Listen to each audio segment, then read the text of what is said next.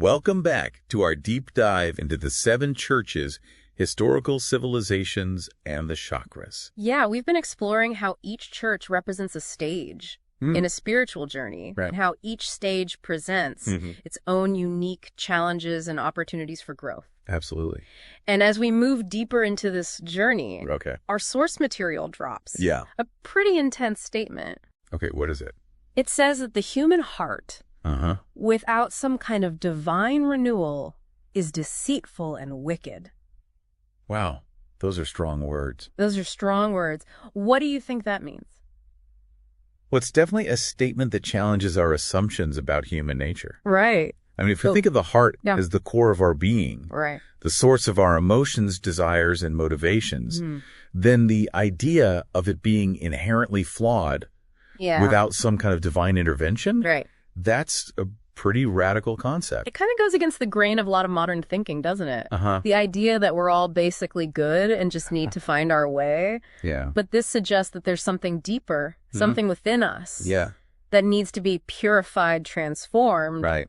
in order to really align with our highest potential. Exactly. And this idea resonates with a lot of different spiritual traditions that emphasize the need for inner work, Right. for shedding ego-driven desires, and connecting with a higher purpose. Okay. It's not about denying our humanness, Right.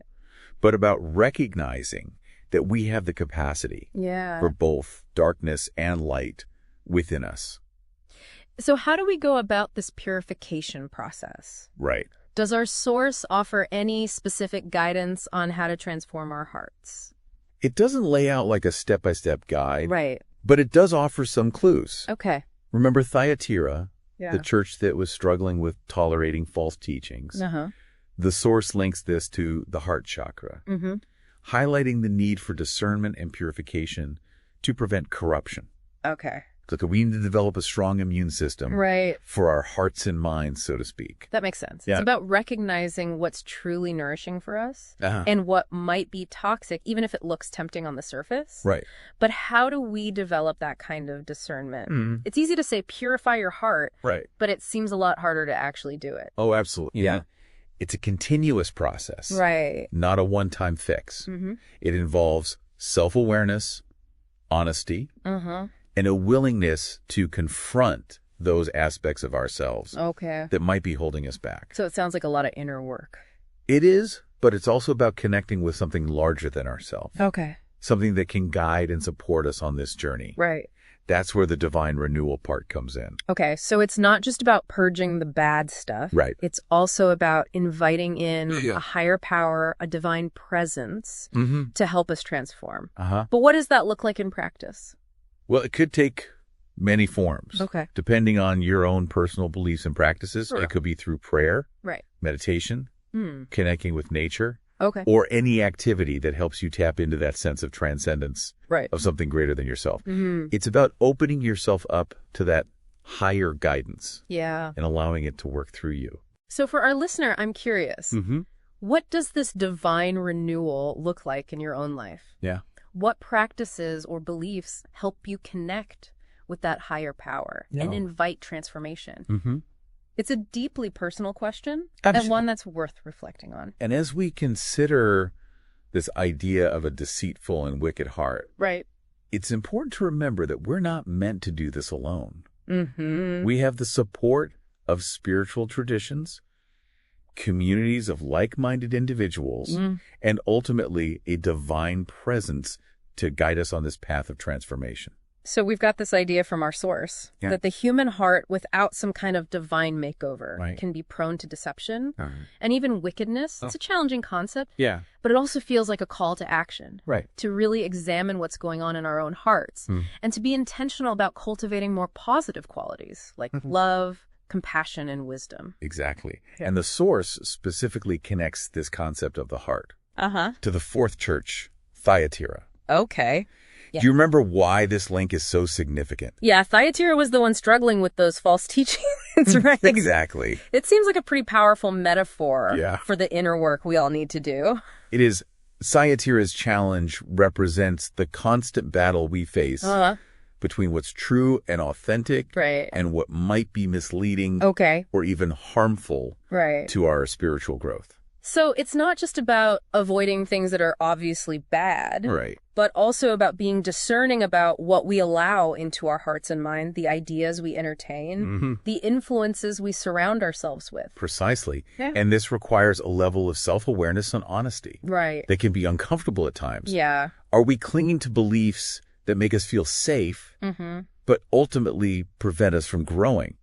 Are we surrounding ourselves with people who reinforce our ego instead of challenging us to evolve? Those are tough questions to ask ourselves. They are. But essential ones. But essential. If we're serious about this whole heart transformation thing, we need to be willing to shine a light on those darker corners within ourselves. Absolutely. And the source suggests that the chakra system can offer a framework for understanding this process. Right. Remember that Thyatira is linked to the heart chakra, which governs not only love and compassion, but also our connection to our authentic selves. Right. So if our hearts are clouded by negativity, fear, or limiting beliefs, that's going to affect our ability to love authentically and connect with our true selves. Yeah, it's like those things create static on the line, blocking the flow of energy. Okay, so how do we unblock that energy? Right. How do we cleanse and heal our hearts? Well, the source hints at a few practices that can help. Okay. Remember that Thyatira was called to repent for his tolerance of false teachings. Right. This suggests that the first step is recognizing and acknowledging those aspects of ourselves that need to change. So it's about being honest with ourselves. Right. Taking responsibility for our own inner state and not making excuses or blaming others. Precisely. And this honesty paves the way for forgiveness. Okay. Both of ourselves and others. Right. When we hold on to resentment, anger, or guilt, we create energetic blockages in the heart chakra. It's like carrying around a heavy weight. That prevents us from moving freely. Forgiveness sounds simple enough. Yeah. But it can be so challenging. It is. Especially when we've been hurt deeply. It definitely is. Yeah. It's a process, not a switch we can flip on and off. Right. But the source suggests that forgiveness is essential for healing the heart and allowing love to flow freely again. And it's not just about forgiving others. Right. It's about forgiving ourselves, too. Absolutely. Right. We often hold ourselves to impossible standards and beat ourselves up for past mistakes. Right. This self-criticism creates a toxic inner environment that prevents true healing. So self-compassion is a key part of this heart transformation. It is. We need to be kind to ourselves even when we mess up. Yes, and that kindness extends to recognizing our inherent worthiness. Right. Regardless of our flaws or past actions. Okay. This is a core principle in many spiritual traditions. The idea that we are all fundamentally divine beings, even if we've strayed from that path. Okay, so we've talked about honesty, forgiveness, and self-compassion. Right. Are there any other practices that our source suggests for purifying the heart? It emphasizes the importance of gratitude. Okay. When we focus on what we're grateful for, we shift our energy away from negativity and lack. Right. The simple act of appreciation can have a profound impact on our hearts. It's like retraining our minds to see the good. Yeah. Even when things are tough.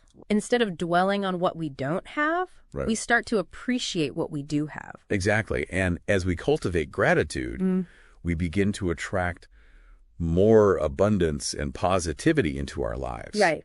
It's a cycle of transformation that starts with a shift in perspective. It sounds like purifying the heart is about much more than just eliminating negative thoughts or behaviors.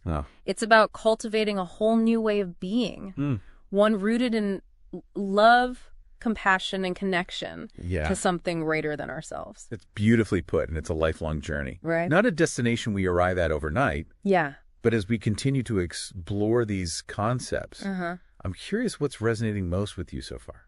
That's a great question for our listener to consider. Yeah. We've covered a lot of ground in this part of our deep dive. We have. When we come back, we'll shift gears a bit and explore how these abstract ideas about purifying the heart actually play out in our daily lives. Yeah. We'll look at some real-world examples and see how the 7 churches can offer guidance for navigating the ups and downs of our own spiritual journeys. Absolutely. Stay tuned.